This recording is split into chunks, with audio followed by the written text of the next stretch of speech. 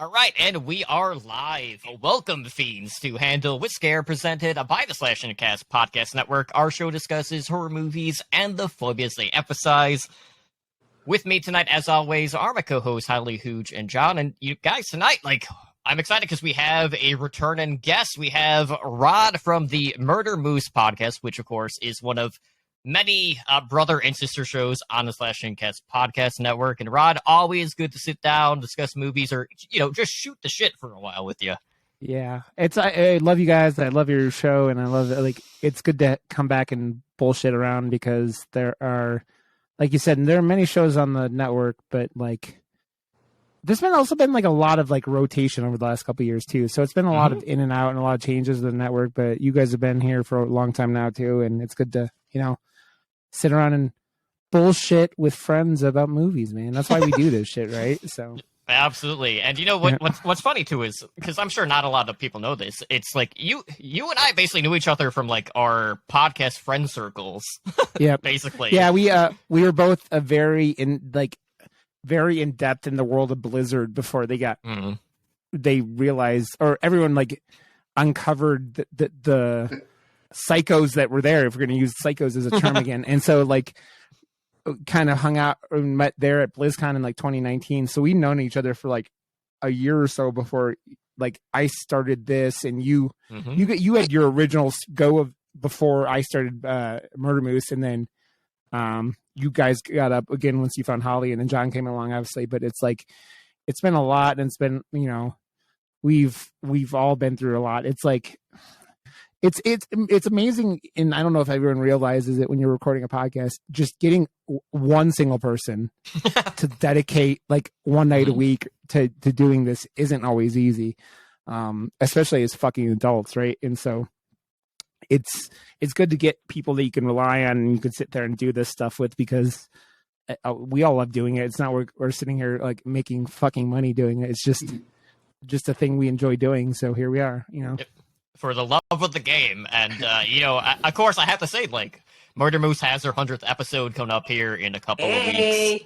Yep. Oh, yeah. We do. We have, with the new logo. So do they're Terrified and Tipsy. I know they're right around the corner, too. Those motherfuckers took off maternity leave, and I thought they were going to go try to, one-up us, and they're they release 3 episodes in a day. And I'm if you two are trying to get, at that, and I have battles with those two because I give them shit because they come back and they start talking I didn't even think I listened to the whole episode, but they were saying very mean things about The Thing, and I don't know if I could ever, I could recover from that. That hurts my feelings, and so. I mean, they did the 2011 version, but yeah, no, they had problems with the original, or not the 80s version, the 82 version, but yeah, it's that's sacrilege. There's nothing. Yeah, exactly. It was a wine talking. Yeah. Oh, no, that was the first one they did. That wasn't even the wine yet. They just don't like 80s horror movies. I you're this is going man, I really don't like Michael Jordan. He wasn't that great of a basketball player. What the fuck are you talking about? The Thing is a top 5 all-time horror movie. Ugh. Yeah. Tipsy and terrified. What I'm going to do with you.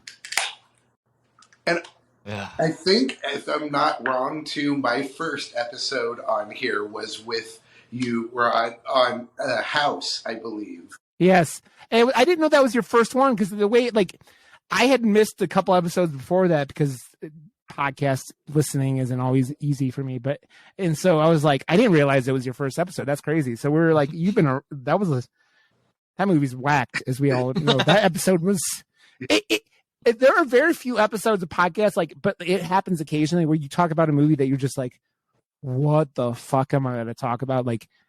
We did Mad God recently, and I don't know if you guys have seen that, and that movie is fucking it's pretty as shit to look at, but that movie destroyed my ADHD worse than any movie's ever had, because there's no story. It's just crazy scenery after crazy scenery after, and it just, I was and my buddy listening, he goes, "You guys didn't really talk about the movie." I don't know what the fuck to say about it. And then this penis worm did this penis worms thing, and then this boob monster did it's just it is not an easy thing to talk about. And House was not exactly it's not a linear like experience, right? Yeah. Well, that's what happens when you take all of the ideas from like a 10-year-old girl. Yeah, there's a reason why Japanese everything in like media is just bonkers, right? It is. Mm-hmm. It is. You see shit all the time, and I think I've taught. I don't know, but like you ever see their game shows that go more risque? You're just like, you can go, but yeah, all this it adds up. You go 2 + 2 = 4. So tentacles are a thing. So here we are. Yeah, absolutely. And if you want to dive further into Japanese cinema, Rod and I did the Takashi Miike discussion for last year's Halloween virtual convention for Slash and Cast, which, by the way, is returning this year, October 28th through the 30th. So excited for that. Haven't really planned out what we're doing yet in that regard, but it's going to be a fucking good time. And, of course, 3 days full of panels, interviews, trivia games. You might even have more film premieres on top of that. So be sure to tune into that. All that will be streamed on the Slash and Cast YouTube. So looking forward to that. But, tonight we're here to talk about American Psycho for our continuation of plutophobia, which is the fear of wealth. And, we've been hitting some absolute fantastic films to start this one. And it's going to be one of the more heavy-handed ones in regards to, what movies we're actually picking. And I feel like American Psycho is definitely a movie that probably most everyone has seen at this point in time if you are a fan of the genre. For the most part, it still holds up after all these years. It's still probably one of the top 5 for me. Aging really well. Mm.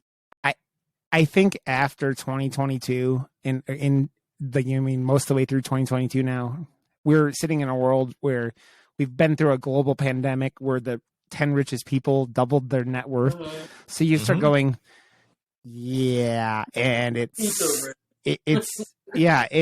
this movie is just I think this movie holds way more power now in my mind. As a dude who's going to be 39 next week, who's lived way more in the world than compared to when it released, right? So, yeah, it holds up, and I think it means more now, just because of the world we live in. Mm-hmm. I was going to say that I completely agree. I watched this movie when it first came out, which was what year are we talking? 2000, I think. 2000. 2000? All right. So, 22 years ago, and watching it back then, I don't know if it's, I'm sure we've all gone through the same thing where it feels like your whole life you're looking up at actors, models, business people. They're all grown adults, and you're looking up, sort of anticipating when you're going to be in that same realm. And now, I look at things and I'm looking back, we're like, oh, wow, that supermodel looks like she's 12. So, watching the movie again and knowing that, the character is supposed to be 26, 27, right? 26. 27, yeah. And so, assuming that he's approximately that age, Christian Bale, at the time, now in my 40s, I'm thinking, the artifice seems that much more fake, people playing at being adults, people playing at being successful. And it's, the movie, I love, that's one of the best things that I love about doing the show is that I get to revisit all these movies that I watched, many, many years ago and just see them from a different perspective. And so this one, like I was saying, it just keeps aging better and better. Mm. For me, I saw this back initially. I don't think I saw this in the theater, but I saw it soon after when it came on video. And I kind of, sort of liked it, but not really. And I've ended up liking it more and more each time I've seen it. And I've probably now seen it 5 or 6 times. And the last viewing, which I just watched the other night, was definitely my favorite viewing. And I haven't seen it in several years. And it's definitely, as the sort of cliche goes, it's more relevant today than it is. Well, and especially for 2000, because it's a period film. It takes place in the 80s, which is so commonplace in horror now. Yeah. Oh yeah, totally. It's that. Yeah. Well, it goes back to. One, it's the people making horror now mostly grew up in the 80s, loving 80s horror, right? Or grew up loving 80s horror. But 2, it establishes that thing where the technology doesn't stop you from telling a story, right? Like how many horror movies could be done with like, hey, 911, there's a dude in a hockey mask cutting your dicks off. Could you get out here? And Google Maps. that's the thing. They just, Google Maps. Exactly. I mean, it's all that stuff. And you just go, when technology starts like dealing with all your problems and that, I mean, what do you think? I mean, horror is the zeitgeist fear base of the population, right? It's things that scare us. That's why when you watch foreign horror, we talk about House, it's different from like when we watch American horror, right? Mm-hmm. So like, there's that whole thing where you're sitting there going, yeah, this is all like perspective wise, means what it is, right? So yeah. Definitely. Okay. No, it's nothing. I was burping quietly. But yeah, no, it's definitely in the year when it came out in 2000, it hadn't like the current conditions today. It was very different in 2000, and it wasn't as crazy. I feel like it's sort of like the 80s had that extreme. People really hated yuppies, and there was that kind of extreme view of like bankers and Wall Street, and which is why the book originally was written, was sort of a satire of that kind of world and those kinds of people. And so now in 2022, definitely it almost feels like it's more extreme than the 80s, because now with like NFTs and cryptocurrency, it's kind of maximized even further, where these guys are just kind of trading and moving hundreds of $1,000s of dollars as though it were nothing, doing the kind of crypto schemes, and how the kind of scams, the rug pulls have become sort of commonplace in every stakes day. are a lot higher and the payouts are a lot higher for them. Yeah. Like you had sort of famously Bernie Madoff, the big Ponzi scheme guy who was sort of the face of the Ponzi scheme back then. Like I think his thing happened in the 90s or early 2000s maybe, or was it the 80s? I don't know. But he was... I think he went for a long time. I don't think it was like... Right, he was going... But when it all kind of came out... It was like in the 90s, right? He got busted. Yeah. But now it's like there are a dozen Bernie Madoffs. There are... They're all over the place now. And so, the Bateman, he's very much like how people would imagine... it's like, I think nowadays with the existence of the movie and the book, it's just like, he's kind of that Wall Street bro, Wolf of Wall Street. Well, I think there's another big thing too, and it's like especially contextual for Americans. This movie references Donald Trump about 87 times. It is not like, it's just a thing that like makes you go, he was the type of motherfucker that was hanging out with these assholes in, 35 years ago, and it's that same kind of thing. I was like, I forgot how, like, I'd forgotten, like how long that motherfucker has been relevant. I mean, you go back and watch Home Alone 2, but like he's all over that thing, right?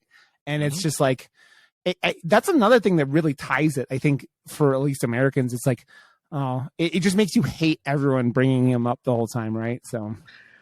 Also, the fact that, like, despite the fact that, we're supposed to assume he's a very successful businessman throughout this movie, you never actually fucking see Patrick Bateman working. He's in the office, but he's not doing shit the entire time. You see what he's time doing. Yeah. It's very, The Shining, right? You're like, it's like all work and no play makes Jack a dull boy.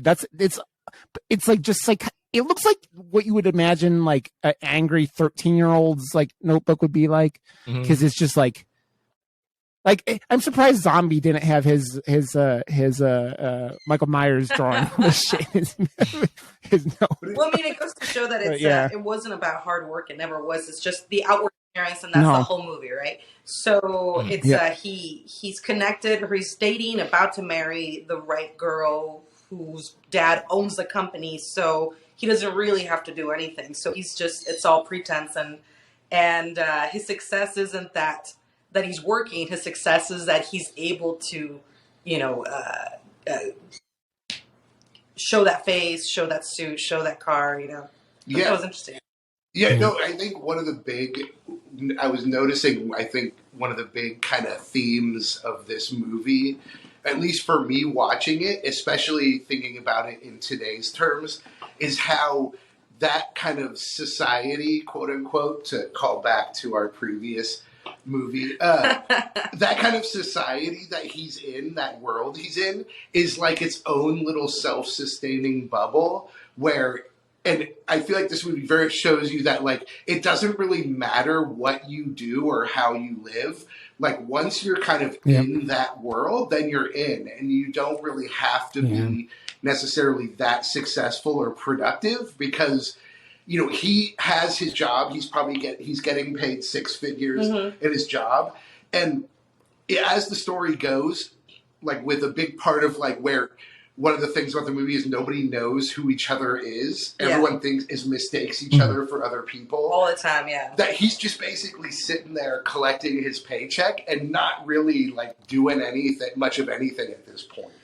Right. I mean, that was something that gets touched on a lot in a bunch of reviews for American Psycho. It's just the theme of identity and how none of them have it, or it's one communal identity.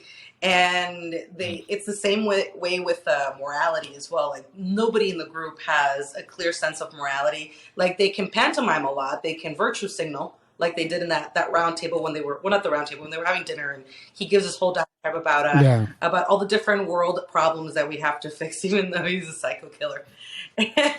And honestly, like, at one point, I kind of get the sense that he might be the most moral person in his group because at least he knows what he's doing is wrong.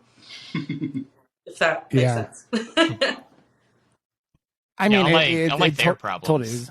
Yeah, like their problem is that they bring up is like, oh, not being able to get a reservation the night of, it being too loud in the club bathroom so you can't snort your cocaine. Let me do my drugs in here.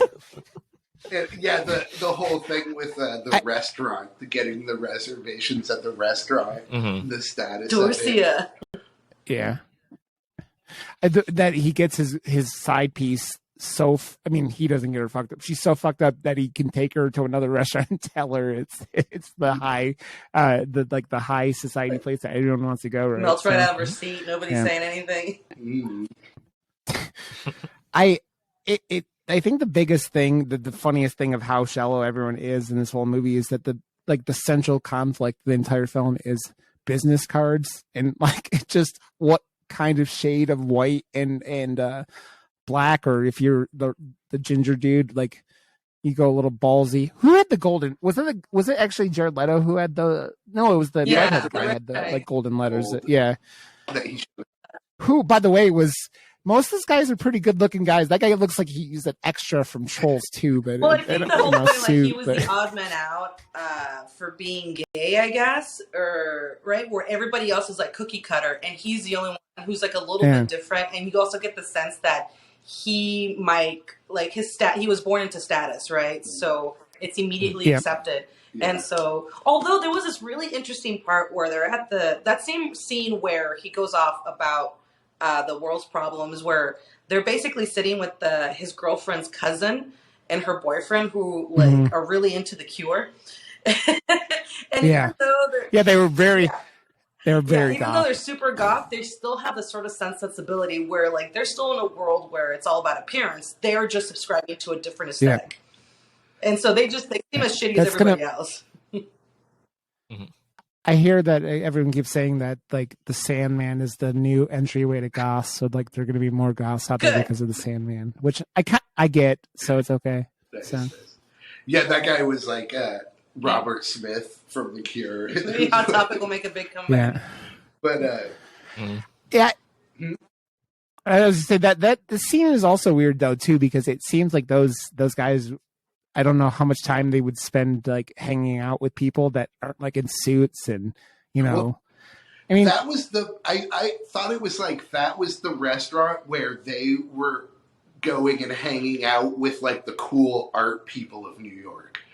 You know what I mean? Like the Wall Street guys were kind of slumming it, like hanging out with like the musicians. I thought that was like a general that was a usual thing because they go to a restaurant and then they go to drinks to a club, Mhm. and then they end up at like an after hours, right? So they're always sort of mixing, like they're mixing with sort of highbrow artists, Mhm. which again, like can be also interpreted as being, what do you call it? Like a pay to play sort of society. Yeah. Yeah. No. I mean, typically, okay, so we typically kind of go through the movies from beginning to end. I don't want to like jump ahead too much, is the True. thing. But and that is basically the beginning, like where we're kind of Well, seeing the very dinner first- and The very first scene is the best scene, right? Where like he describes his like his morning routine and the Yeah, different yeah. like exfoliants and moisturizers and the working out and the ice pack, and just sort of like gives a really clear view of like the level of vanity that we're dealing with, which is so. Yeah, that was an everyday affair too for Christian Bale. And yeah, Christian Bale did all that. And you talk about not doing any work. That's why, because that routine took like Yeah. 4 hours. That's like, It the was Korean insane. 30-step, 20-minute, skincare routine that I really want to get into. where it's completely about the surface, Right. 100%. He's a surface person with basically nothing inside except, he's a sociopath and a psychopath. And just putting out his front of being the perfect person and maintaining that front. And he's so upset because even though he puts in so much effort, he still can't be as good as Paul Allen. Yeah. I love Paul Allen. Like, I don't know what it is, but I love, like, that name and the way they're always referring to Paul Allen and, like, what he's doing and everything. How he's kind of the measure that Bateman sort of measures himself against. Oh my gosh, Jared Leto. I'm not going to lie. If anybody should have a sex cult, I'm glad it's Jared Leto. Which, yeah, in case you guys don't know, Jared Leto is a cult leader officially nowadays. So he has an island. He's nuts. He inspired the Cult of the Lamb. God, that Oh, game is is that? over. That's a game, not a movie, right? Yeah, you run a cult and then you're little animals and it's insanity. It's a little animal cult. So you're saying that if we reach out to Jared Leto, there's a possibility we don't have to go to work tomorrow? We just have to put out? Mm-hmm. You have to hang out at his island. I think you guys are romanticizing something that it's gonna end up like Jonestown, not like anything successful. Only if you drink what's given to you. Yeah. Isn't that the point of a cult? You drink things that they give you. I mean, Yeah, drink the Kool-Aid. And they, of course, mix up him with Paul Allen as well, right? Isn't there characters who think he's Paul Allen? I can't remember that. He Or gets, maybe they think he's someone else. but nobody knows who anyone is. and That's everybody puts the. I mean, everybody else that's down, like, how Patrick shallow. Bateman, that dickhead. Yeah. He's like, I'm Patrick Bateman. Yeah. And then there's no acknowledgement of what just happened either. Everybody just kind of rolls with it. Mm-hmm. Because they all look the same, basically.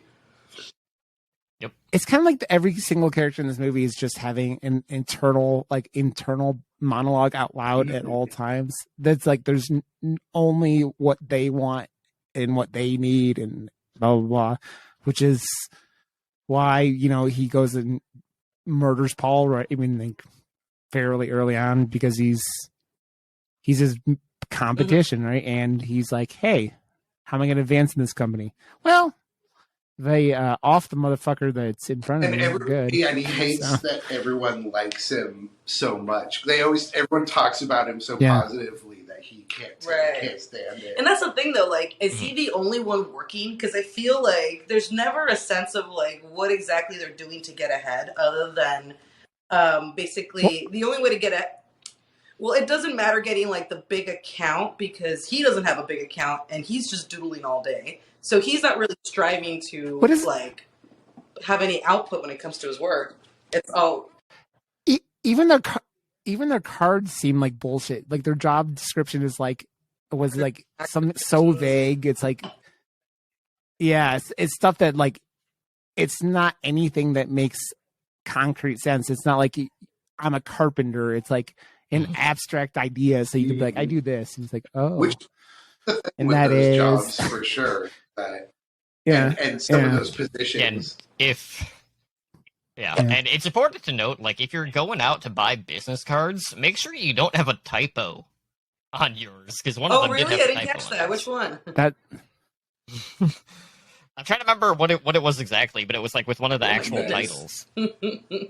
And it's also very high school the way that they compete with each other too. You know. Oh my gosh! I was just thinking about Oh, yeah. how like incredible Christian Bale was in this movie. Like, this is definitely like he'll be remembered as like a fucking amazing actor because of this movie. Like, it's just every little second in this movie that he's just incredible. Like when he's holding that Paul Allen card and he drops it because he's so disgusted with how much better it is. And he's like Oh. sweating and like his face is all And he red. goes dead-eyed. He's awesome. my I wife don't- had never. Yeah, he's really good. My wife had never seen this, and she's in there. She's like, that doesn't even sound like Christian Bale. I'm like, yeah, he's always sounds different. I mean, if you saw Thor recently, he doesn't sound anything like regular Christian Bale. So Yeah, this is definitely my favorite Christian Bale role for sure. I think this is almost like his best acting in a lot of ways, where he's so like different extremes and different things that Yeah, I he's doing agree. that it's just like I'm trying to think of other movies that he was really well. The Machinist was really impactful, Mhm. but he just lost a bunch of weight for that. yeah. I mean, not to say that he didn't work hard at the rest of the acting part of that movie, but I do think that American Psycho just really allowed for him Yeah. to have a lot of complexity that he had to show under a very dead-looking face, Mhm. which he pulled off. Yeah, he's really And everyone was saying like that this was career suicide by taking this role. yeah. I did That turned out. I did a little research and found a couple of interesting details, which was that when they were putting the movie together, they were the first person to be thought of. So the original person to be thought of as Patrick Bateman was Leonardo. Tom Cruise. Oh, Tom Cruise. Okay. Because he's the model for the character, apparently. Ooh. And they were thinking maybe they could actually get him for the movie. And then it was Johnny Depp. Young Johnny Depp was considered. And then the big one was Leonardo DiCaprio. Yeah. as Who you was said. like, no, man, that's career suicide. I think Leonardo DiCaprio could have done a good job. I don't think that Tom Cruise or Johnny Depp would have been quite right for that. No, Johnny Depp. Johnny Depp isn't Yeah. a good actor. He's very so- handsome. Yeah, I don't think he could have pulled that off. But ultimately, even Christian Bale, I think, did a better job than Leonardo DiCaprio could have done. Mhm. Which is hard to say because, I mean, like, Leonardo DiCaprio was pretty fucking good. So, Yeah, there aren't many that like you get into an acting contest with Leo. Not many are coming out on top with that one. I mean, you go look at that motherfucker's film role, and it's I don't think there are many actors who have as many credits as him, and I don't think he's done a bad movie in a long time. Like everything he does is just fucking. he's stellar, better at right? acting than I am at acting as So- myself in my everyday life. But and the rumors were that because he had just done Titanic, and so the rumors were that he really wanted to do it, but that everyone around him was just like, No. you can't do it because having just done Titanic He and might have then been doing too... that, it would have been like all of his fans would have just Yeah, like, because all of his fans were like 14-year-old girls. yeah, they're all young girls, so And they so- liked that. And Or 18-year-old girls. yeah, he ends up doing a way worse Wall Street movie 25 Although I years was in the just future, gonna say, 35 years right in the after future, whatever. Titanic, he had such a baby face back then Yeah. that I'm wondering how, Yeah. Mhm. I don't know, I'm just super, like, in love with how Christian Bale did this role. And, Yeah, like, it's hard Well, to imagine yeah. someone else. I've never seen Leo that cut either. Yeah. Because Jesus Christ, this motherfucker's got like washboard abs and everything like that. He's cut Mhm. as a fucking like it's like a boxer kind of like that kind Mhm. of cut. Like Mhm. he's Well, yeah. It was something I don't think I've seen Leo like that. Christian Bale, like, bulked up for Batman, and the body type there was way more, like, buff, like, not buffer, yeah, buffer, but you know what I mean, like, thicker. Yeah. And in this one, it was being really slimmed down. Muscular, yeah.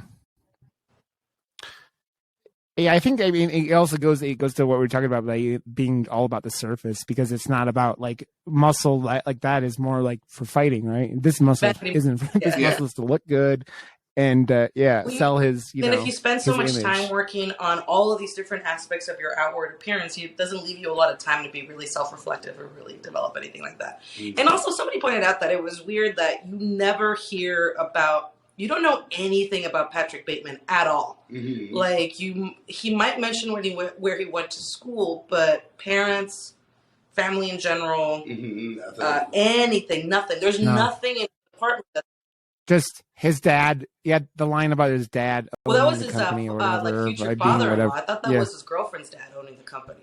Yeah, I think that was they were talking about Reese Witherspoon. Oh, was it? Okay. Dad, that he was going to marry in. Because the way he said it was like your dad. I didn't put two and two together. I don't know. I thought that's what it was, but I couldn't. Yeah, but I'm not sure. But she's awesome in the movie too. Reese Witherspoon. She's really good. And this was a couple. Yeah, what year did Legally Blonde come out? Because that's Legally Blonde. I was kind of relative to what I was doing in my life when I watched the movie. I want to say that was actually after American Psycho. Mm-hmm. It was like a year after. Yeah, it was pretty close though. Wasn't it? Yeah. Yeah, so. and they do like the whole breakup scene in like a very similar situation in both of those movies at like the restaurant. Yeah, she's really funny in that scene. But yeah, space. If she only knew, I was just saying, if she only knew who she was like making a scene with, and exactly, she got lucky. Yeah. Well, he couldn't kill her. He probably knew he couldn't kill her. Right, it's too close to home. Yeah, but he was getting pretty sloppy there at the end. But he, of course, when he kills Paul Allen, the famous scene where he talks about Huey Lewis and the news, and the fact that you maybe do have to kind of be a serial killer to be a Huey Lewis fan. No, I'm just kidding. Mm-hmm. I actually liked Huey Lewis when I was young. He was huge back in the day. Yeah, sports. Yep. Like he was massive. Yeah.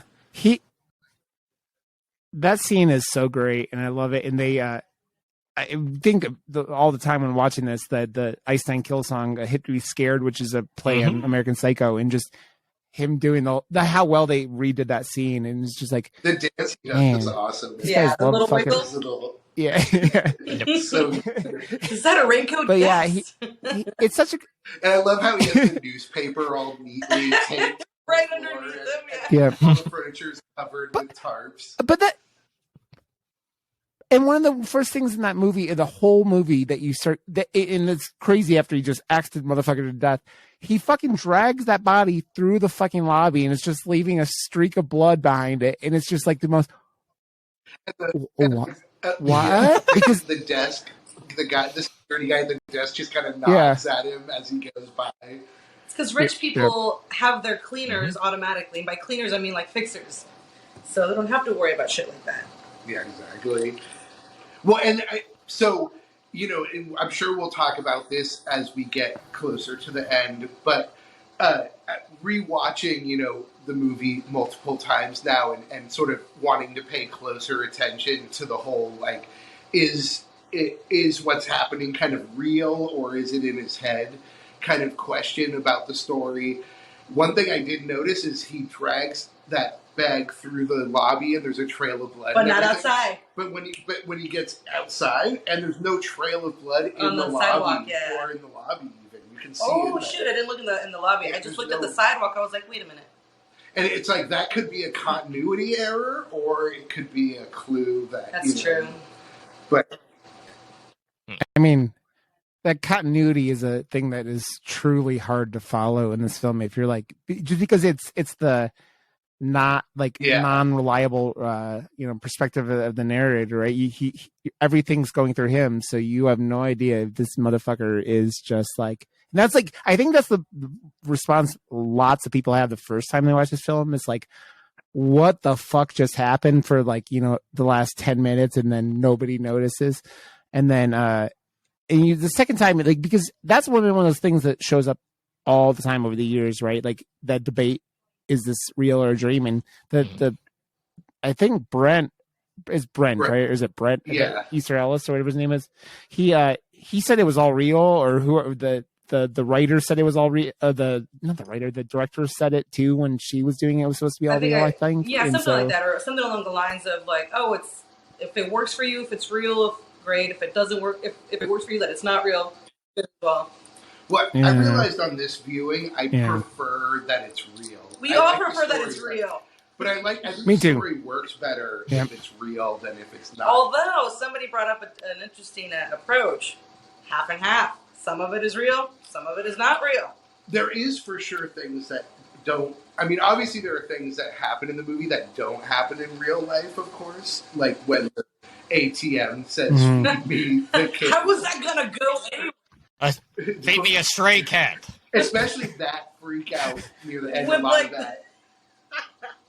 Well, that was that. I mean, that great scene where he's running through downtown and he's just shooting everybody, and then he's shooting at the cops with a handgun, and he manages to create this giant explosion. And then he looks at the gun like, what? Which, by the way, has been totally copied in so many movies and big movies where that happens. You ever see? I can't think of a single example off the top of my head, but that's become like a common thing now, where Like, somebody shoots it, there's a huge explosion, and then they look at the gun like, what? But I don't want to jump ahead too much because obviously we don't want to skip the scenes with the prostitutes. The prostitutes. So they always have to We be don't want to skip blonde. the prostitutes. Yeah, we don't want to skip the prostitutes. So they have to be blonde. They have to. I don't know if they have to be blue-eyed, right? Or I can't remember who says that. But Well, no, they're blonde. there's like the red-haired. Well, she's not a prostitute. She's a friend. Oh yeah.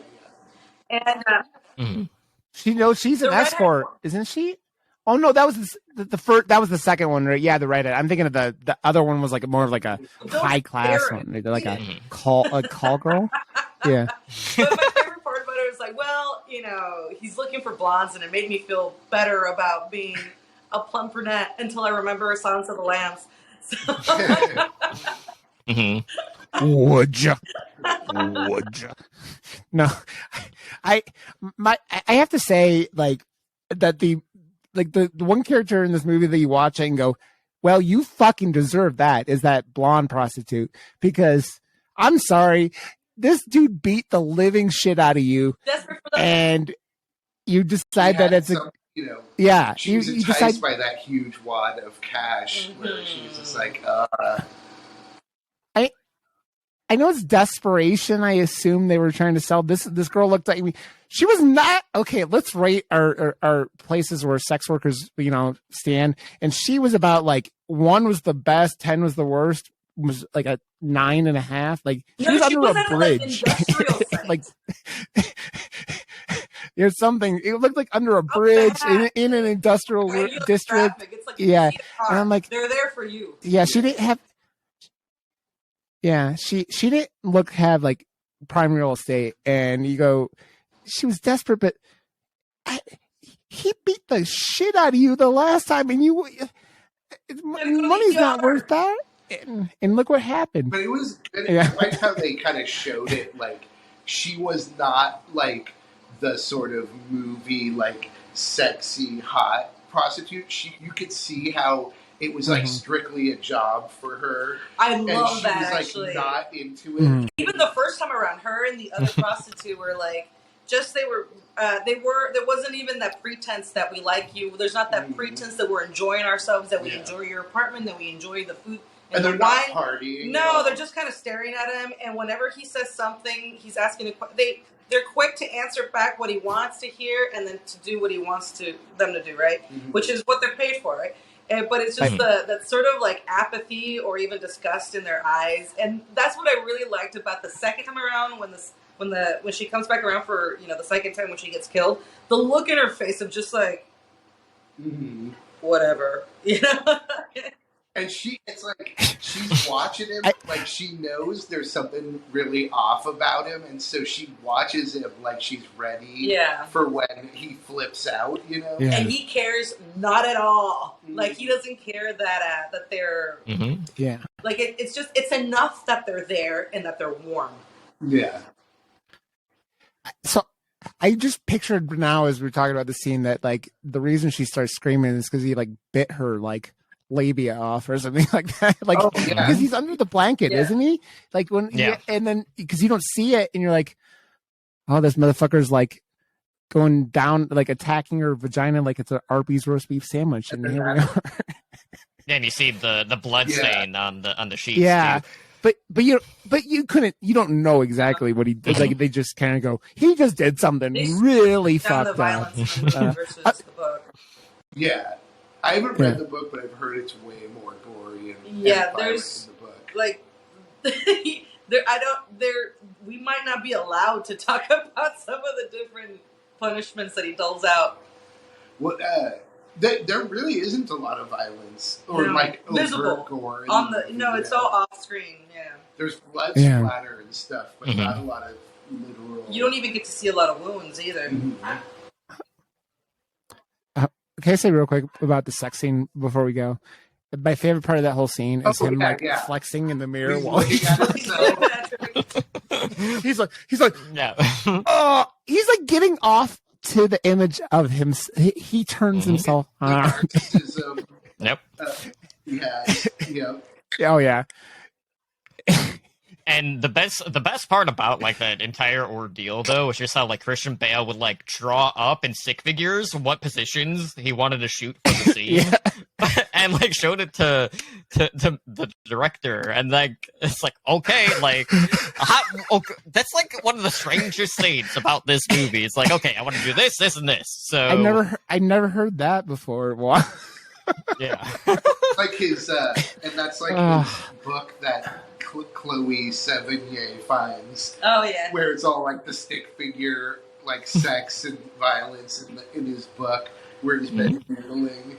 shouldn't Chloe Yeah. know more about the fact that he doesn't do shit since she's his secretary? Yeah, but she's like the country girl who moved to the city, and she's just like, I just stare at this whatever. phone that never rings. Yeah, she was kind of like, well, and she probably deals with a lot of his stuff for him, Like you his know? personal stuff, like picking up Mhm. dry cleaning.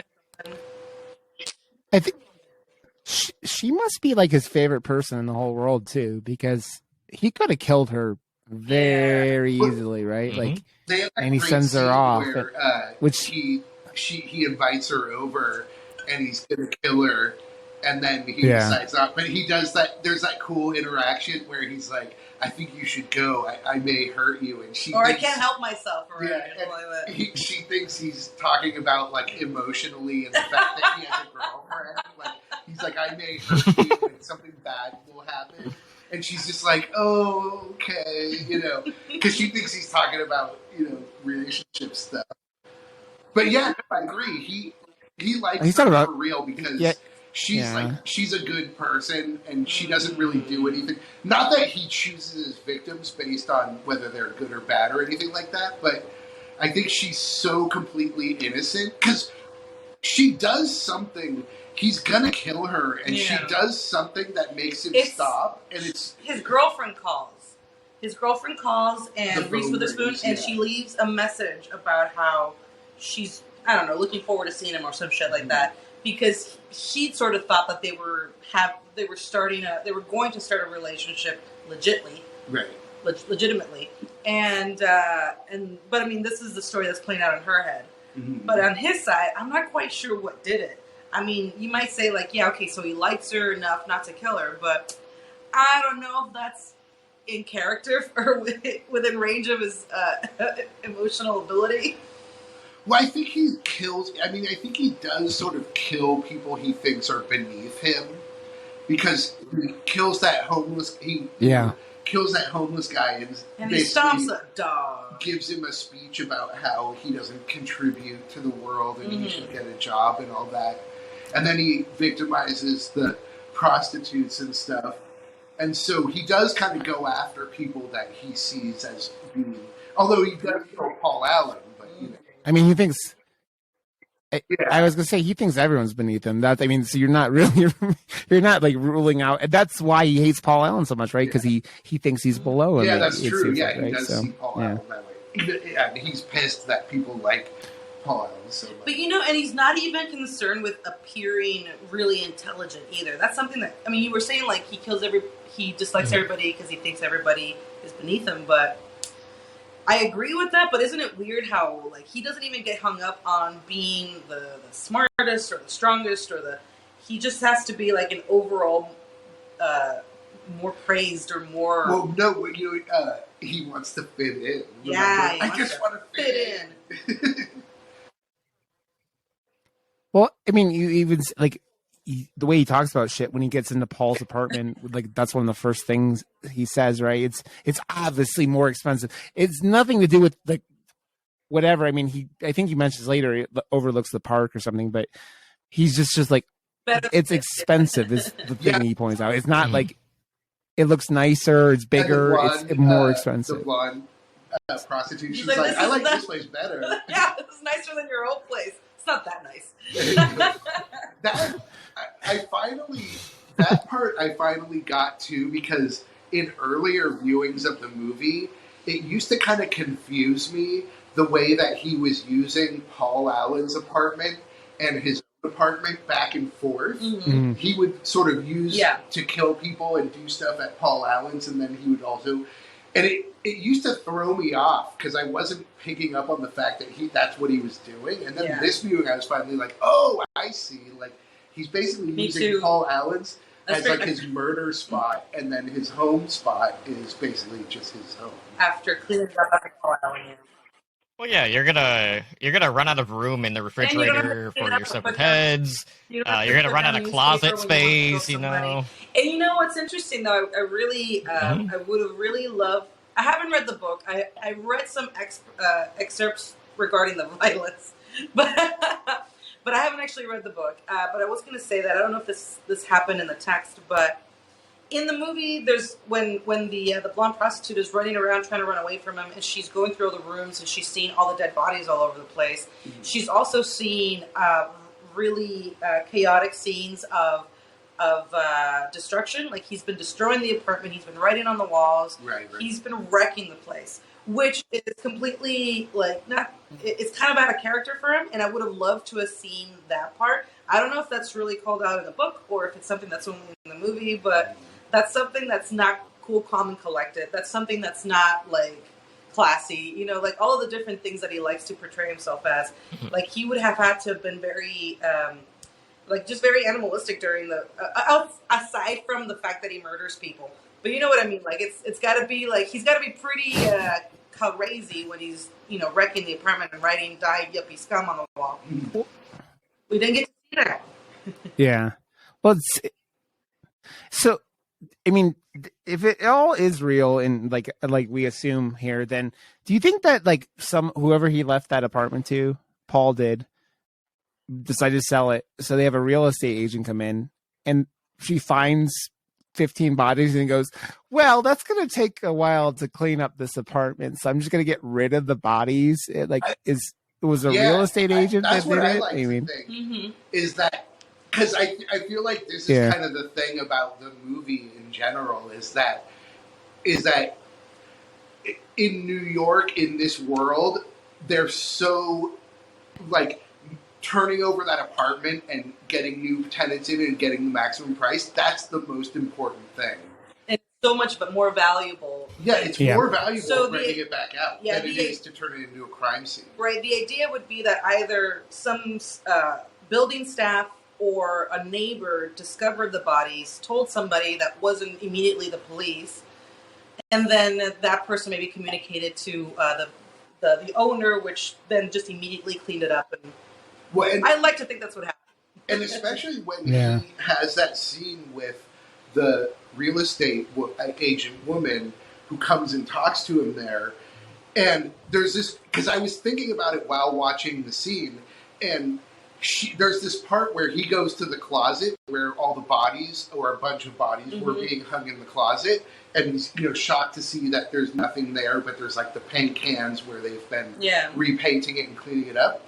And then she comes and talks to him, and there's this point in the conversation where she looks past him at the closet, and then she kind of gets this look of realization on her face, and that's when she starts to kind of usher him out of it, where she's like, okay, she's got some balls. I think, in my headcanon, I think she knew about the state of the apartment, and realized when she Yeah. put two and two together, when she saw him being shocked about the closet, she was like, oh shit, either this guy is the one who killed the people, or he's directly connected to the people who did this. Yeah. And now we need to get this guy out of here right now. You know, kind of thing. And she basically is just like, you have to go. But she's very strong, and there's almost a little sense of threat in her voice, where she's in control, which is very like that. It's interesting that the power is with her. You know what I mean? Where she didn't show any fear. She was like, "You need to go now. And don't come back." And I was like, "Shit, lady, you can kill you." But you have to be a badass bitch to be like, okay, I'm gonna go get rid of 15 bodies and to paint an apartment to make a commission, man. You're not fucking around. Either that or there's like organized crime connection. Right? That's also a distinct possibility. Because we're obviously just kind of speculating, but I mean, of course, in New York, the owner of the building, like, who knows who owns that building? If there was like any sort of organized crime connection in any way, then they would just clean that up instantly. But also, I gotta say, we've mentioned before that we live in San Francisco, and the idea that like they would just clean out dead bodies and rerent an apartment so that they could like make as much money as possible, like New York, like that. It's like, like, first of all, except here they wouldn't paint it; they're like as is. But I mean, obviously, in the real world, they would do the crime scene and they would involve the police. But the part that is 100% real is that they would just paint that apartment, flip it, and just rent it out. It's not like there's going to be anything at all where they're going to talk about or in any way bring up what happened there. It's just like even if they all know exactly what happened there, no one's going to say a thing about it. Would you guys live in a really cool murder apartment? Absolutely. Well, here's the thing. Like, they don't technically have to like disclose whether or not someone has died in the apartment complex, unless whoever's looking to buy asks them. So because otherwise you got to get the murder discount. If you got so many bodies, I'm like, people die every day. Cumulative. And I think it also ties into the other aspects of the story where Bateman tells multiple people throughout the story that he's a serial killer. He literally will just be like, he says, I'm in murders and executions. Says mergers and executions. Like, he's always trying to tell people what he does, but nobody wants to hear it because nobody cares. It's the same thing like with the apartment where it's just like, this is our little world where we go to nice restaurants and we drive nice cars and everything is perfect in our lives. We don't want to hear about your problems or your weird stuff that you do or anything. We're just like not interested in anything that doesn't have to do with going out to restaurants or whatever. And ultimately, like, it doesn't matter what's going on inside. It's so long as the outside is fitting into whatever it is that you're doing, like there is no need for, even if you're not a serial killer, you could just be complete. Like, you could sit quietly on your couch for 8 hours until it's time to get up and go to work. You know what I mean? Where it's like, it's perfectly fine for you to have nothing else going on inside. Yeah. Yeah. I mean, that's the 80s, right? Shallow and all about the exterior. It's why this film is so like the 80s, and it was shot in the late 90s, right? So, or whatever. So, it's another random thought about this movie too was that this movie gives me strong Fight Club vibes. Also, I feel like those movies sort of are doing a similar thing, and you don't know what's real, what isn't real. Mm-hmm. And kind of making commentaries. There's a lot, like there's the existential crisis that all the characters are going through, or at least, this character. Because that's what it is, right? I mean, ultimately. Well, and I think like the real world, like you could say like the real world equivalent of this story would be if Pat Bateman was like a drug addict or like a hardcore alcoholic, where he's not a serial killer, but his life is so completely falling apart, and yet everybody around him just doesn't really care because they'd have to like do something if they care. Yeah, they would have to do something, and as long as he's maintaining his outward appearance, then it's like that's all that matters. You know, it's, beyond that, it doesn't matter. And I really like the entire scene when he's like trying to confess on the phone after everything starts to go haywire. When he's he's a loose cannon at that point because he's literally shooting up everyone. And the entire time he's like confessing to his lawyer, he's talking about all of these events that didn't actually happen in the movie. All of that stuff was like stuff that actually happened in the book, which I thought was pretty interesting. So like it definitely feeds into the whole, well, did this stuff actually happen, or is it all? And that's part of. I think that's also from his perspective. He doesn't know whether he's actually, like in that end section when he's flipping out, it's like I think he is not sure whether he's done these things, because the way the apartment was cleaned up, he's like, did I use this as my murder den, or didn't I murder a bunch of people? Yeah, I mean, it's like you said, he looks down at the gun. He looks down at the gun like, is this real? Is this a thing? You don't shoot a car and it blows up. Like that's the look he's giving it. So it's like, yeah, he doesn't even know if like he's fucking bonkers. And it's Christian Bale's acting, like you guys were talking about. It's like so good that he sells like this man his reality does not mean anything anymore. His reality is like, I can't even confess. It makes you go, this motherfucker probably started like walked into Union Station and just started stabbing people in the middle of the, like that's how like it's gonna keep escalating with this motherfucker, right? So he meets his lawyer at the restaurant, and his lawyer doesn't know who he is. Yeah, nobody knows who anyone is because nobody cares. It's all. Is it id? Is id like self-interest or whatever? I don't know. The fucking all the Freud shit, but whatever. He's just like one giant block of that. It's only about him. You know. Well, it doesn't help that all these guys are going to the same tailor. A lot of them have the same framed glasses. Really, the only difference is most of the Wall Street guys wear Rolex. But Rolex. When they found out what how violent the movie actually was, they're like, okay, everyone can have a Rolex except for Christian Bale's character. Which is why, like, when he says, like, not to touch the watch, he doesn't say Rolex. I always thought it was interesting that after he has that conversation with his lawyer, the lawyer, even though it was a very sort of psychotic exchange that he has with Christian Bale, or with Patrick Bateman, like, when he moves on, he's very, like, the lawyer's worked up, right? He's like, this isn't funny anymore, I'm leaving, blah, blah, blah. But then, like, he just kind of forgets, and then you see him later in the scene where he's talking to other people. He's completely relaxed. He's just having a normal, or not normal, but he's having a conversation with somebody and completely unbothered by what just happened, which was, even if you don't believe the recording that was left for him, at least you would see like, hey man, this guy's really fucking losing it. At the very least, if it were me, I would have been like... Yeah. Well, like... Did I hear somewhere? Did Christian Bale is he capable of making himself sweat, because he sweats the entire film when he's I think I read something or heard something about that he's so moist the whole movie. I think I read I don't know if it's crazy. I'm bonkers, but yeah. So yeah. I mean, look at again abs. I could never have abs like that. Yeah, and getting poured inspiration from stick figures. I mean, it was the 80s. He didn't have the internet, he had to go rent his porn. Maybe he was desperate one night. I don't have any porn. Yeah. Oh my god! And I love that. That was that just reminded me. Speaking of renting and stuff.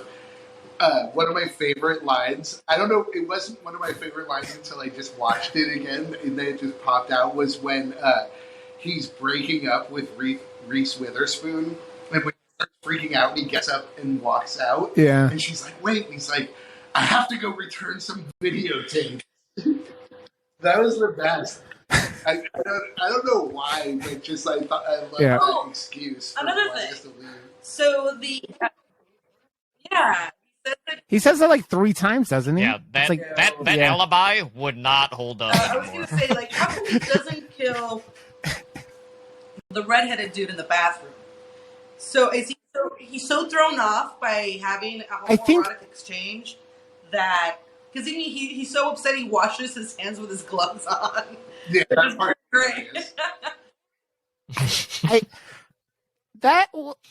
Like the whole thing is it's another like weird interaction in like you have to go, did he like that more than he thought he was going, like again, like he can't, this is the late 80s, you know, I mean the AIDS crisis and all that stuff going like strong, and it's like people were still gay, but there wasn't like things they were like, you know, front and center about it. So you have to wonder if he goes, I like that, but yeah, I can't because it's not, you know, for that persona he's putting out everywhere. Was so thrown off because he wanted the guy to be afraid and he was turned on. But then he was so thrown off that he wasn't afraid at all. Like that wasn't even what entered his mind at all. That he was just like, I can't go through with it. I can't. But I also kind of wonder. And then he had to return some tapes. Yeah. But I also kind of wonder if it was similar to Chloe Sevigny's character, where he's thrown off by the reaction or something. The reaction, but also the character is so like innocent and so like non-offensive that he's just like, I can't. He's like, I can't kill you because you're just like, because he's too puppy dog. Yeah, he's just like, you're not a shitty enough person for me to kill you. And the fact that you like me and are attracted to me and everything, he's just like, I can't do it. Because he was a pretty likable character with his red bow ties. I liked him. It is kind of interesting because it's like Patrick is sort of like a monster, you know, and so it's like Valentino suit. And it's almost like if you don't react to him like he's a monster, then he can't do his thing, you know. Oh, in a way, sort of. Mm-hmm. So you're talking about in the suit. It reminded me of after he kills Paul in the raincoat. Why does he immediately take it off when his head's still? You're sitting there going, you obviously did this so you didn't ruin your suit. You get one drop of blood on that fucking $10,000 plus suit that I'm guessing just, you know, you're gonna ruin it right away anyways with all the effort you just put on to have this raincoat, which A is see-through, so you can look as good as, you know, whatever, and B, like, you're in New York City, people carry umbrellas. He always loses it. You know, he always hits those points in the movie where he completely loses it.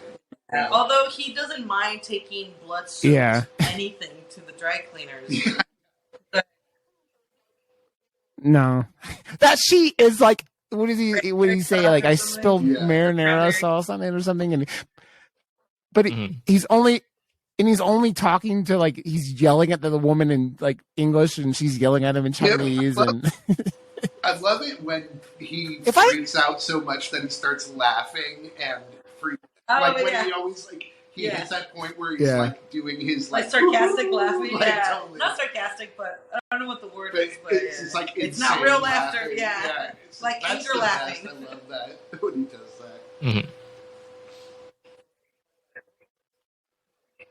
Yeah, he does that. He looks almost like like it's completely fake emotion at that point, because obviously he wants to yell, but he's like, okay, I'm gonna smile so they don't know what I want to fucking kill you right now.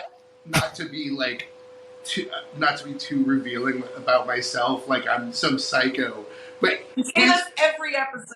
But the way it's like, that's like my internal monologue sometimes, like the way he acts, like where it's like you want to just like You know what I mean? Like in your head, you're like yelling and screaming, but you're just like, I'm not going to actually like. Is that what's going on every time we're hanging out? Totally. So, in the near future, when John goes to trial for murder, this clip is going to be inserted. And then I was thinking that Patrick Bateman is a swell guy. Not literally like Because that. I would straight up describe you as mild mannered. No, I know. you know, it's like he's like how like if you just like when people he just represents like when people lose it and just like can't control themselves. He's like the Karen videos that you see like when he like starts losing it on the laundry at the laundromat. That actually, I mean, that is right. I mean, I said that like, but now that I say it, it's like that is literally like his freak out at the laundromat. Like you see that on YouTube, people doing that in real life, losing their shit over nothing, basically. Just the straw that broke the camel's back. So. Yeah, and then when the other girl comes in that scene, it's like, well, he's like, can you talk to these people? I'm just not getting through to them. It's like, well, what is she gonna do? Like, she's gonna speak in English too. It's another. He's like, my time's more important. Can you deal with this for me? Like, he just thinks that everyone in the world is just there to service it, and they all think that. It's like narcissism, right? Like, it's all about them. Every single time, it's all about them. His freak out is almost like Jim Carrey-esque level of like going crazy, Well, he did. I mean, not to call him out, but didn't he have like some? He was put on blast because he went off on some. Oh, and the Batman Batman? Yeah, where he yelled at the on Dark Knight. Guy. Yeah. Wasn't the lighting guy wasn't he like talking to something through a scene or? He did. He did something that, like, if you hear about it and like about the people who are like, the guy was being an asshole on the set. I mean, Christian Bale probably. I mean, just a small chance he might have overreacted, but it's like he had obviously pissed other people off because someone got that shit out there, right? So, trap shut when the like, if everybody, right? yeah. Yeah, it's not exactly the smartest of ideas. So then, Christian, he's one of those intense actors. I mean, talking about Leto and how we all hear his crazy shit, right? There's like a lot of those really, really intense actors in this movie. So it's early people like those. All his friends, Justin. They're all what's that went dude's on name? to do stuff. Yeah, the dude with the dark hair that's having an affair with his girlfriend, who then went on to later date Jennifer Aniston. He was in Mulholland Drive, but I can't remember his name. I think his first name is Justin. Yeah.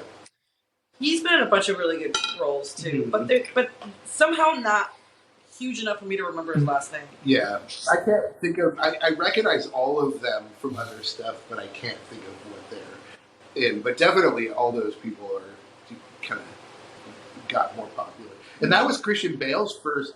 Obviously, he did child acting and was in that Spielberg movie Empire of the Sun. Yeah, wasn't he like in Newsies or something? I think Newsies as well. He child actor, but this was his first movie, really? Kind of as an adult. His big kind of breakout as an adult actor.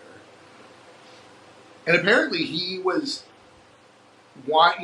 The director wanted him while they were the studio was trying to get Leonardo, yeah. But she already wanted to work with Christian Bale. Yeah, he did fantastic. And of course, we should mention that Bret Easton Ellis caught a lot of flack for writing the book and was considered to be pretty sexist, even though he apparently thought he meant it as a satire, and it got kind of interpreted literally. But then, of course, famously, I can't remember her name, the director and the co-writer, they both wrote it, decided to sort of take on the project for that reason and to kind of change the story and kind of make it like, what they hoped it would, make it more of a satire, obviously. Well, in the book, he's pretty vicious. A lot of the vicious things that he does Mhm. are particularly towards women. Mm-hmm. Yeah, but that's kind of true for like our genre in particular. Everyone just assumes that. Oh Yeah. my god, everyone Well, just the hates funny women. thing is, in the movie, if you don't, I haven't read the book, What's it? but if you don't consider the book, in the movie, he does do a lot of violence against women, but oddly, the most kind of pivotal murder and the most important murder is Paul Allen, which is interesting, though. Yeah. And I mean, we talked about it. He The homeless, kicks up. yeah. I mean, he stabs a homeless dude. So it's like, he doesn't discriminate. I think that, especially again, it goes with his sexism, and he just takes whoever But he apparently, can. in the Right? book, It's. isn't I don't more, think he it's. does specifically target in the book. It targets women more. Yeah. But yeah, Yeah. clearly. And then obviously, as we mentioned, there isn't a ton of It's more torture gore stuff. and violence. There's a lot of gore in the book. But we get that chainsaw scene, which kind of reminds me of Texas. He's watching Texas Chainsaw Massacre movie, and it's kind of reminiscent the way he's running around with the chainsaw and he throws the chainsaw. I don't know if I can talk about this too much, but I know in the book he starves am a I the only- rat. And we'll just leave it at that. Oh, And then, yeah. I'm dead. Yeah. Because am I the only guy here though who's a little concerned about running with a chainsaw in front of them But he while also naked? has this, cool custom chainsaw that's all silver plated. Which reminds me of the chainsaw from Yeah, 2, Texas Chainsaw 2. Like Mhm. it's all shiny like that. Or is that 3 that has the shiny one? I don't remember. Either way, I would not run naked with a chainsaw. Yeah. You know, you Yeah. might accidentally circumcise yourself a little bit too much. That's what I'm saying. It's a kind of a terrifying thought. I mean, because if you fall on the chainsaw, you're dead, right? That's okay. You're taken out of the equation. But if you just like kind of trip and your dick goes, And he is running bam! around a lot too, And then- so I mean, some stuff can happen for sure. Yeah. That's a horrifying thought process, man. But yeah, it's a Horrifying great thought movie. process. I think it wasn't a big hit when it came out, but it seems like definitely people are liking it a lot more I don't know. now. I feel like there was always. I remember there being a lot of talk about it. I remember everybody talking about It was it. controversial for sure. Yeah, and I remember watching. Yeah. Mhm. I think it's been a hipster movie, it feels like, since it came out. Like it's like if you're into cinema, like it's, you know, like you're Quentin Tarantino, like, oh yeah, that's how you love cinema. But like it's one of those movies, like I think it's one of those movies like Silence of the Lambs, or people who don't I mean, like the horror thing love is, it. You know what I mean? Almost So- sort of a psychological thriller in a way. It's almost not. I mean, it is a horror movie, but I can see Yeah. how non-horror fans could like it because you could watch it and sort of not necessarily watch it from a horror perspective, but more sort of like a social satire Sure. perspective. And we just mentioned that there isn't any gore in it. Yeah, it's not too extreme. It's all A on lot screen. of blood. It's all implied. A lot of blood splatter. I mean, yeah, Yeah. you see a head in a refrigerator, you see the chainsaw, but And like the bodies in the closet. you don't That see hardly scene anything there. Kind of And where it so, all yeah. is. But that's another weird thing with that scene, you know, is you're talking about that with no gore. Like, it almost kind of feels like something he saw at a, you know, like a haunted house or something like that. You know what I mean? Like, or a butcher. Like, it doesn't. Yeah. It all goes along with is he imagining some of this kind of thought process? You know? It also feels like very staged too, just with the way that Yeah. it's presented. Yeah, that's what. Yeah, so that's why it kind of reminded me of a haunted house. It's how perfect it looks like, because what. Even how perfect this guy is, like why would he be hanging those bodies exactly perfectly like that while he's like writing with shit on the walls or whatever the fuck he's doing, you know? It's like it's a weird like motif And of the everything in dying that place, you know? which is a famous graffiti that people used to write back Really? in the 80s. Yeah. Or That it was makes not just a graffiti, but that was like a famous kind of phrase. And Yeah, thing. I know I heard it before. I just didn't realize it was so popular. Yeah, no, that was like a thing in the 80s for sure. Young urban professional. Mm-hmm. It's a great movie, though. Definitely the best viewing yet. Yep. Are we muppies? We're middle-aged urban professionals? Yuppies. How long can we hold on to middle age is the next question. I just got here. Thank you very much. I'm fucking around because I turned 39 in a week, so I'm getting close to 40. It's coming. It's coming. The knee pain and the back pain. Oh, the back pain. I know about the That's the back pain. Yeah, I do. That's the reason why I sleep on like a real expensive mattress and like have a pillow in between. Or I mean, what do you call it? It's got a what special pillow? shape to it, and I can only use one side of it. It's stupid. Exactly. And then we yell at the kids to get off our lawns. Actually, San Francisco, like you don't see kids around here very much. There's no kids here. You see like a 12-year-old girl. Oh my god! Because you only see like little ones sometimes. You You see get like to the sell minis, and then their parents like hightail it out of here. But sometimes when they have enough money, they can stay. And then all of a sudden you see a teenager, and that's like crazy. You're like, what? Well, maybe you just don't see them because they all joined Christian Bale's Leto's cult. Unless.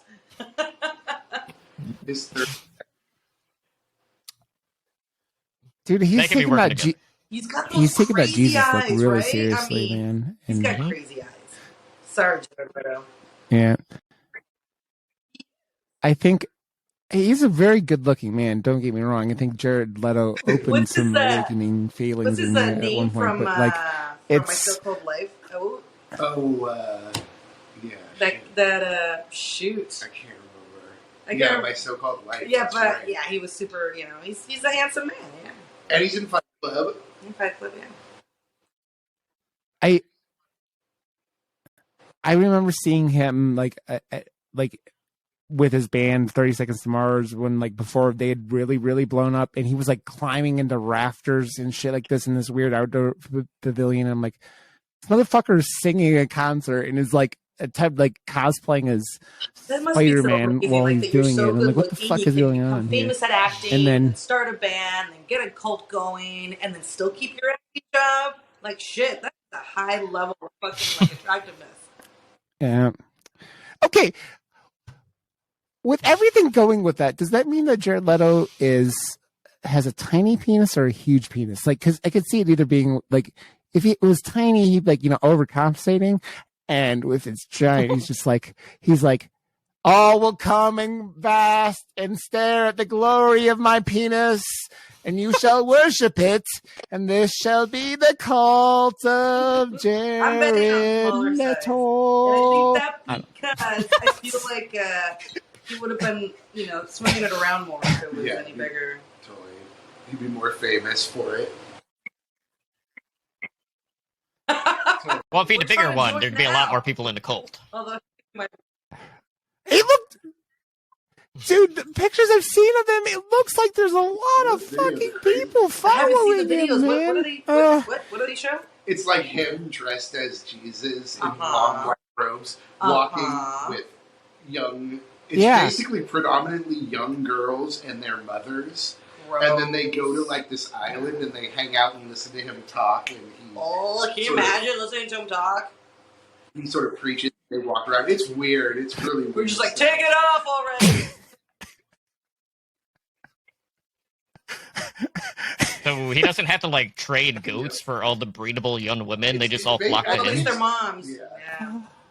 And his obviously. Wait, fans of his band? Can we like read? Band is shockingly successful. Yeah, are they any good? Not really. Mm-hmm. Yeah, I mean he's got two of the bigger songs of like that, like the 2000s with the Kill and that's whatever. Keanu's band. That's Keanu Reeves' band. Yeah, I've actually seen. Oh, How are they? not kidding. Sorry. They were like a bad garage rock version of Social Distortion. What about Johnny Depp's band, which is all made up of like superstars? Okay. That's like dad rock band. Dad rock bands, yeah. You know what I'm developing a movie plot in my head as we're talking, and I want like Wicker Man 2, but like it's Jared Leto's cult. Come on, it would be entertaining as fuck, man. It'd be like they would be like going. You can't use. It would be even better if you did use Nicolas Cage again. Like it's Wicker Man 2, and it's Jared Leto. I like evil. Yeah, Jared would be like the Christopher Lee role, the leader of the community. And Nicolas Cage can just do whatever the fuck he wants. This is amazing. Totally. God, I'm telling you, it couldn't be any worse than the Nicolas Cage version. It just couldn't. It probably couldn't make me laugh as hard as that movie did when he's in a bear suit and he like drop kicks someone in a bear suit, or he punches a woman in the bear suit. That's what it is. And it's just like, this is the worst, best scene in the history of all cinema. And I wake up every day and I Nicolas think Nicolas Cage Cage before I start my for day. giving the world this. Hop in the shower. I mean, you should. So You should. Really I've seen Mandy. I mean, come on. But I like that guy, Cosmatos, the director. Is that his name, I think? He did Beyond the Black Rainbow. Have you seen that one? Yeah. They're really good. Weird. I saw part of it. That movie, I think I got It's distracted, very but it was slow-paced. weird. And then I need to go back You have to to it. kind of be in I was the like, mood for that kind of thing. Yeah. But it's a good one. Yeah. I think my ADHD like hit pretty hard during that, and it's like you have to be in the sit and look at weird colors and weird shapes combined in weird architecture and shit like that. So yeah. That way have we come to the end? I mean, the very end is he's still hanging out with his friends.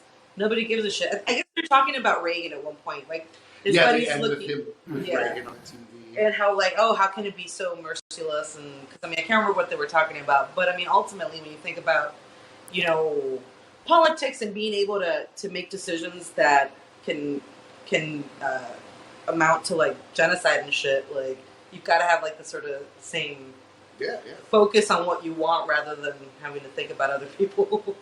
But like he has that great line about how the confession that he's made, because he's treating the whole movie like his confession, that it didn't fix anything in him, that it didn't bring any catharsis, it didn't make any changes at all to his life, and how he still wants to inflict his pain on the rest of the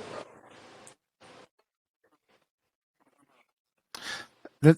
That's why I say that if this story continues on, this shit's gonna get escalation is because it escalates the entire time, right? It goes from him killing a homeless dude and his dog to like just getting in silent night, deadly night type shootouts with cops and shit like that. And it's just like, and he'll continue. just killing like everyone. Kind of the so message of like he, it doesn't matter. Like he can basically continue doing what he's doing, and that's fine. And even if it wasn't him, it would be someone else, doing the same thing, basically. Definitely, and it's morally irrelevant. Yeah. Yeah. I mean, the only one who even tries to see him for who he is William Dafoe's like private. Yeah, you can't forget William Dafoe because he was so surprisingly young. I love that in man. That movie. He's so wonderful. I've been he's been putting out a lot of content lately. And 20 years ago, like he had a very smooth face. Yeah. I mean, this like Boondock Saints came out around the same time, didn't it? Yeah. I think. I know. Yeah, 99. He looks older in that film, and I think it's because like he's like wrinkling his forehead most of the film because he's looking inquisitive at everyone. But in this one he's always another real fun movie. I have to go next. Anyway, we so many beverages on this show. All right, we'll meet in Boondock Saints. He's he has a bigger role, right? So he gets to sort of push those acting chops. And this one, he's supposed to be very like cool as a cucumber detective, very like trying to tease him out of like his tease Patrick Bateman out of his comfort zone. So he doesn't have a lot of opportunity to show off his emotions. Yeah. Mhm. Yeah. He's only in like 2 shorter scenes, but it's always one of those things with him where you're like, God, William Dafoe's good. Like he's always him in The Lighthouse is one of my favorite things ever, and it's And I like how like during like the whole like disposition when he's questioning Christian Bale's character, like they actually like shot it in 3 different ways, depending on like how much information like Dafoe's character actually knew. Yeah. Well, they didn't know that just putting that scene together must have been a nightmare, right? Like you think about it, you're just like, because you have all these cuts in all these like 3 different methods and shit like that, and it also made it like more interesting because you go, these guys are just it's kind of taking like the actors like hand out of it, right? Like because often you like they get to act those scenes how they want, right? So you're like doing that weird combo of 3 different methods, and you get that really cool done scene though. So yeah, so really easy, like with an idea of you really don't know how much information he actually knows about it, because like even like later on he's like still trying to piece everything together, and Christian Bale's alibi isn't completely set in stone because like he can't remember where he was at night. Oh, he remembers. He just can't. Like he doesn't. Yeah, he doesn't state it. There's no reason for him to even lie to this dude. He's just, I mean, really lie to him. He's like, this guy's below me. And it's funny because like you kind of get that weird sense that he's getting like has an idea, but then he's still go like, oh, let's go ahead and meet for lunch next week, which makes it seem like if you really kind of have an idea, would you really want to go to lunch with this guy? Like, character are you it's talking about? an interesting thought in that whole like situation. Oh yeah. What do you call him? The detective, the private eye, William Dafoe's character. We were talking about how how they cut scene. They shot it 3 different ways, and then they cut it together, and it was interesting. Cool. Patrick Bateman was so not cool talking to the detective. I mean, considering how like good he should be at being a psycho, like he was very bad at fucking just coming across as normal to a fucking detective. He doesn't. You don't think about it though. Like they have no experience. Everything like for them is really just like no one pays attention. No one That's why nobody knows who anybody is and why everybody's like, because they're only concerned with themselves at all the time. So he doesn't need to be good at interacting with like normal people. He's like, he blows them off. Like he kind of talks to William Dafoe like he talks to like his secretary or something like that. Like everyone's below him, but these people are just like really below him, right? That also might be why that's another thought. Does he not kill her because she's too far below him? I don't know. You never. Well, yeah, I mean, you could. I know he's like an alien, basically. He reminds me of like those characters where they have like the alien that pretends to be human, and then they have the comedy scenes where they're like, oh yeah, where the alien characters trying like, to play oh yes, right, that's what I. Your human food. Give me some of yours. I mean, our human food. Where he does that when he talks to the detective character, and he says things that are weird, and then Will Dafoe's like will sort of mention it or call him out, and he'll be like, "Oh yeah, I mean, like what?" But even then, he still needs to impress him. Like when they first meet, and he's trying to tell him, like, "Oh, tell him I'm off to lunch," and she's like, "It's 10:30, Patrick." He knows you're here. And he was like, "Okay, send him in." And then he picks up his phone. He starts talking about randomness on the phone. Like I think it was like clothes or something, a vest or something. So he was talking about like a tailor and tipping it and shit like that, and like how much you tip your tailor, and that character isn't like really that. resolved exactly in the movie. He just kind of disappears. If anything is fake, then he's still really fake. Doesn't he like the last time he sees him, doesn't like is during like when he's trying to run away, and doesn't he like think he says killer or something? Does he? Or am I imagining shit? Maybe I'm. It's been a long week. I think I'm imagining shit now.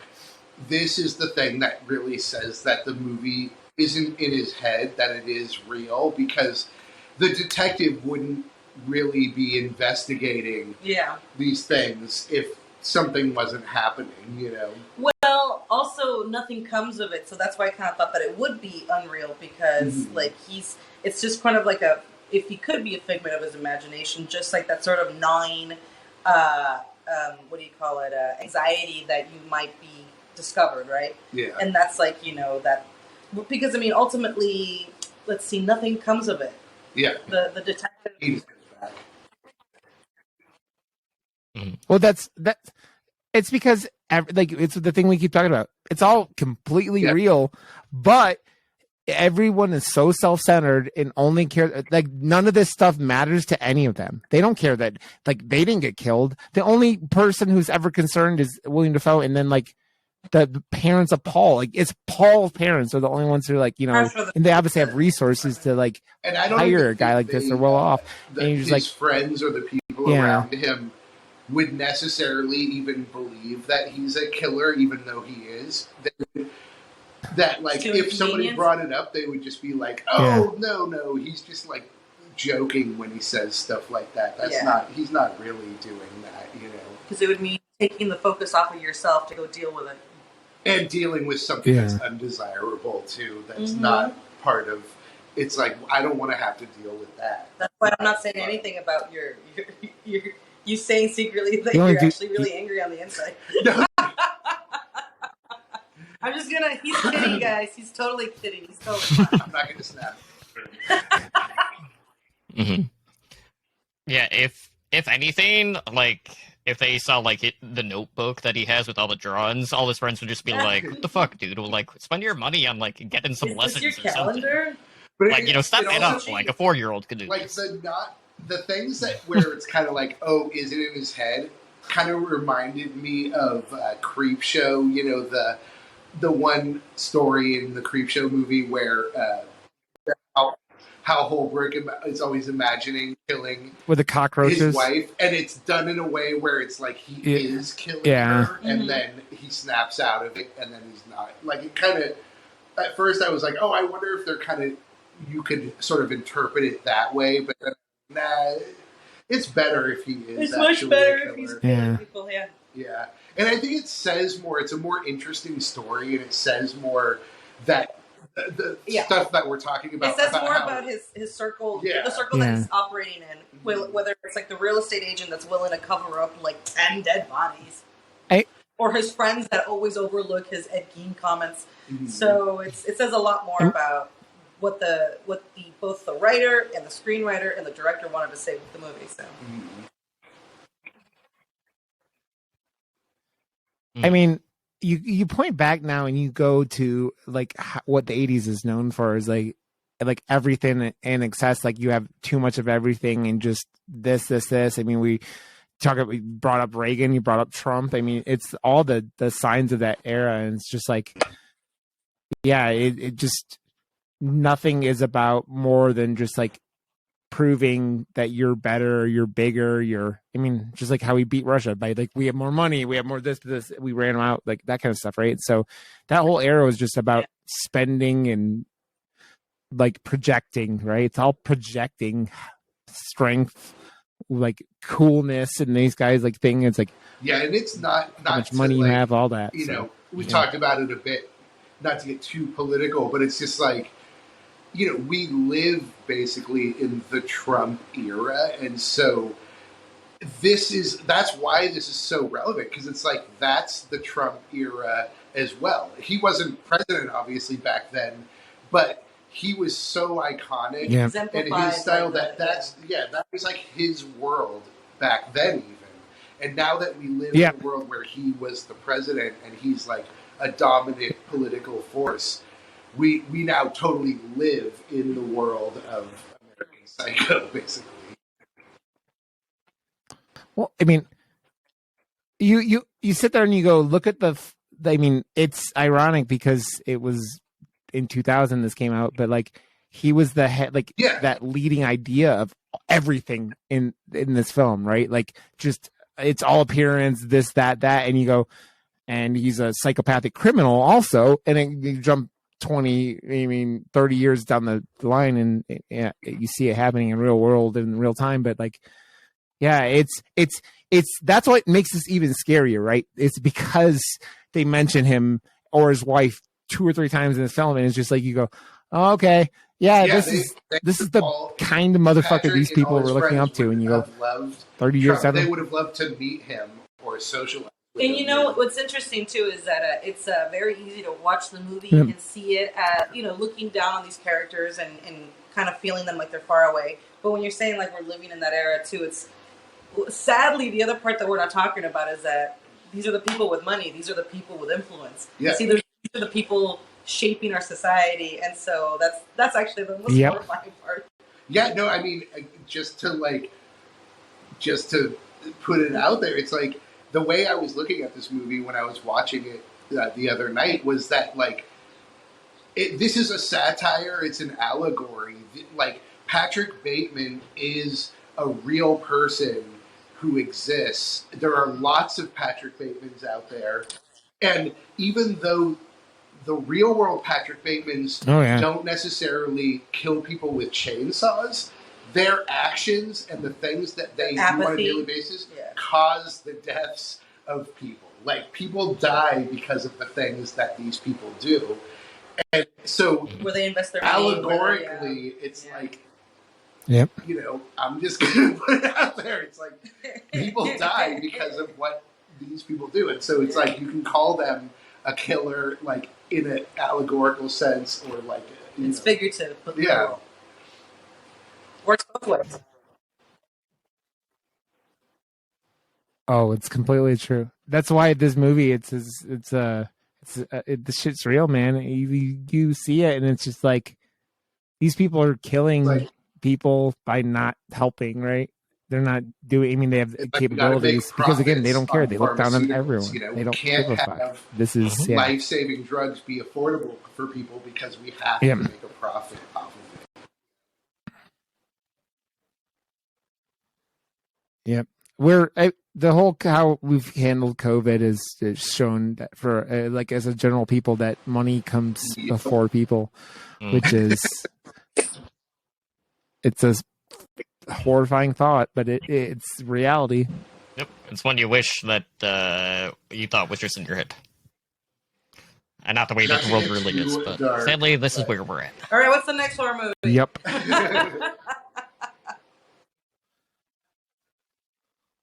Turns out it's man. It was the real world that was the scariest place of all along. Without saying it, turns out it's man. Yep. I feel like we don't go an episode without bringing that up.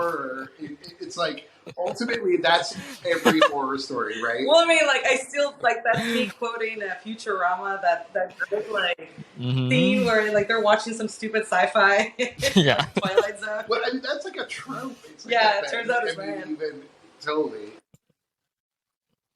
Yeah. I mean, that's zombie movies, right? Like, every single zombie movie is that they're not the monsters, we are. And, I mean...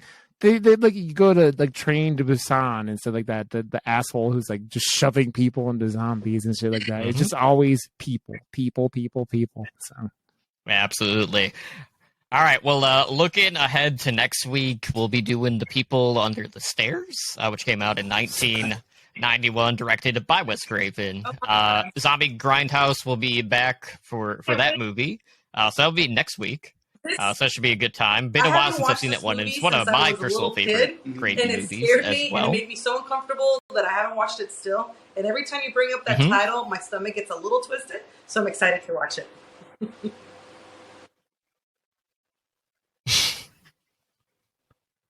Okay, I want you to John, I want you to get a gimp suit and watch it with her, like in a gimp suit, because it would make it like easier Also, for her to doesn't handle. this Because predate that damn Pulp gimp suit. Fiction? Yeah, for sure. I feel like this is the original gimp suit in pop culture. I feel like I was in grade school when this movie came out, right? What year did that come out? Because I feel like I was in junior high. Late 90s, I think.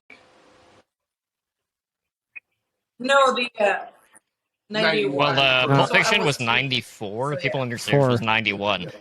Yeah. I mean, there have to be more references out there because the 80s happened, and yeah. I'm just thinking of like there was lots of gay clubs and leather guys in the 80s. I feel like I might just be imagining that also. Maybe I'm just fantasizing. Who knows? Well, I mean, it was in Nightmare on Elm Street too. Yeah, which is still, I think, the gayest movie of all time I don't know after if you've seen it, Top but there's a Gun. great documentary. It's okay. I love that movie. Yeah. Yeah, the Scream Queen. Mhm. That is so good. Yeah, it's a really fantastic movie, and that's why I feel comfortable saying that. Like Well, that's the the thing big part of that that's great documentary is that it's like the gayest The horror thing that's movie, great like is that the guy who wrote in the a movie genre of gay was horror gay, movies. and he basically says, yes, I did basically write that movie to be like a gay awakening story. And Yeah. what's hilarious though is he was like, I didn't think anyone would actually figure it out. He was like, I thought I would be low profile enough that it would sneak by, but everyone. That movie was so gay that it scared. Like Jesse got scared out of Hollywood for the rest, like for 30 years. Like that's how gay that movie was. Like he wasn't openly gay. It was so like. I just don't know how anyone making that I'm sure movie they all- didn't they're like, yeah, that's what we're realize doing, right? We're making how a gay gay movie. that movie Yeah. was. Gay movie. No, because they all got it. Like there were a bunch of them that Yeah, some of them- weren't they in that documentary? But That the a bunch of the main actors in actor that said had he- no he clue until it is in came real out, and life, people started and telling him. He said Yeah. he knew the whole time what he was doing. Yeah, yeah, Yeah. yeah. Well, I mean, you could relate to it. That like it makes sense to you, right? And I still think I just don't hate. I hate hating on a film because it's different from its like predecessor. It's like hating Halloween 3 because Michael Myers isn't in it. Like it's hating Nightmare on Elm something Street for 2 what it's has not that is awesome like scene though where Freddy climbs out of his chest, which is awesome. That's one of the best like effects scenes in a Nightmare on Elm Street movie, I think. Yeah. I always liked number 2. Me like too. it does have that, but it's like, and it Yeah. is weird in terms of the lore. It does weird things with the lore, but I was always kind of like, whatever. Yeah, it's for fun. Totally. The first 3 are my ultimate favorites, but really the first and third are awesome. But 2, it was like, I always love. People always cite in the second movie as a bad scene, which is my favorite scene from the second movie, which is the pool party, and then Freddy's like in the real world, and he's like, "You're all my children now," and there's flames everywhere, and it's like people running around in chaos in the pool. I love that part. Yeah. I always thought that was cool. But Yeah. And most people remember the dance scene in part 2, which just like American Psycho, also which has of a course dance scene, also, but that one was more like improv. Not just the Huey Lewis parts, but he talks about Whitney Houston and Phil Collins. I Phil love the Phil Collins. Collins one. Yes. It really seems as like back to American Psycho for a second that it's whatever pop culture. It's like he was like following like the number one hits and just like trying to sound human by like the reviews like for these researching artists. the It's like it's the most. It's the it's all just mainstream hits possible. to sound human. It's like whatever is like the hugest hit at the time is like, that's what I like is the big hit song of the time, Yeah.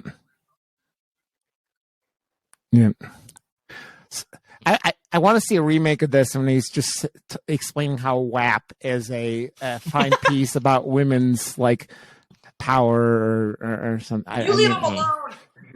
That wet ass pussy. Is that before or after he bites it? Oh, it would be wet after that for sure. That's where all the blood's coming from.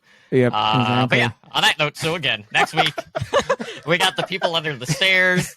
Outside of that, of course, if you guys are looking to reach us, you can find us over on YouTube with all the video content at Handle with Scare Pod. You can follow us on Twitter at Handle with Scare. Now, outside of that, of course, we have a ton of other brother and sister podcasts on the Slashcast network, including Murder Moose, which Rod is on. So, Rod, why don't you go ahead and plug whatever you have coming out this week? Okay, we put out an episode this week for Day Shift, the new Netflix Jamie Foxx vampire movie, which is a lot of fun. And Josh and I discussed whether or not Netflix is letting AI write the script for all their films because it's the only thing that makes sense. And I'm not saying how I explained that I like that movie in the episode or not, but it's a valid point and it's something you should consider. Does Netflix let AI write the scripts for all of their films? Because that's coming out tomorrow. And you go to murdermist.com and we have all our content. There's audio links and links to our videos on YouTube also. Guest, on the show, and we want them to plug their show. Can we say plug it up? That's it. Plug it up. Plug it up. I think that works. Wait, what is that for me? Plug it up. I mean, you can. Oh, right. Yeah.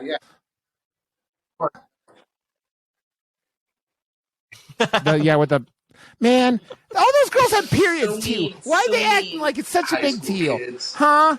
Kids are assholes. Kids are assholes. Yep. So Kids mean. are dumb and they're assholes. Except for yours. Can I say that? And Can I just say that? No, Yeah, no, so that's kids are wonderful. Children are a precious gift.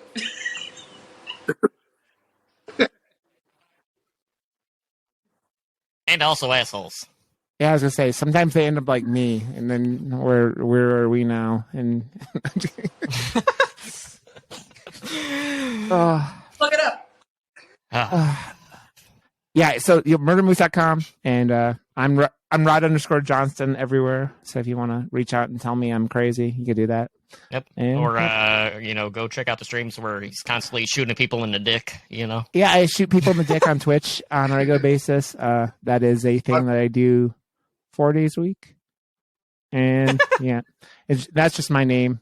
So I'm shooting people in the dick all over the interwebs. I just played through the Quarry and finished that up, and that was the Quarry. Was a real good time. Right. If you like horror games and whatnot, so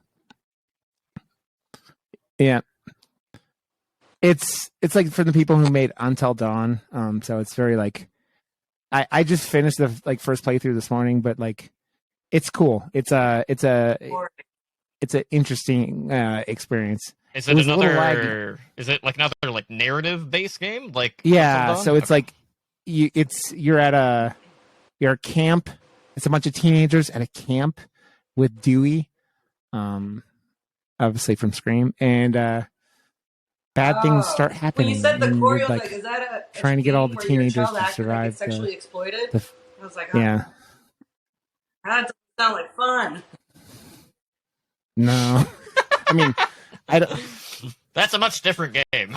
That's very, very different. Yeah, so it was a good time though. It's a very it's like a horror movie in an 8 or 9 hour, game. So it's cool. Awesome. All right. Well, on that note, that will do it for us here tonight on Handle with Scare. I want to thank everyone for joining us tonight, and thank Rod again for returning to the podcast. Always good to have you on. Yeah, it was a blast, guys. Thanks for having me. Absolutely. And we will see you guys back next week for the people under the stairs, and we could talk about Holly's childhood trauma from the movie. Until next week, feeds. Take care. See when my cursor doesn't disappear. Man, I kind of thought of it while we were talking. You were briefly talking about people under the stairs, but that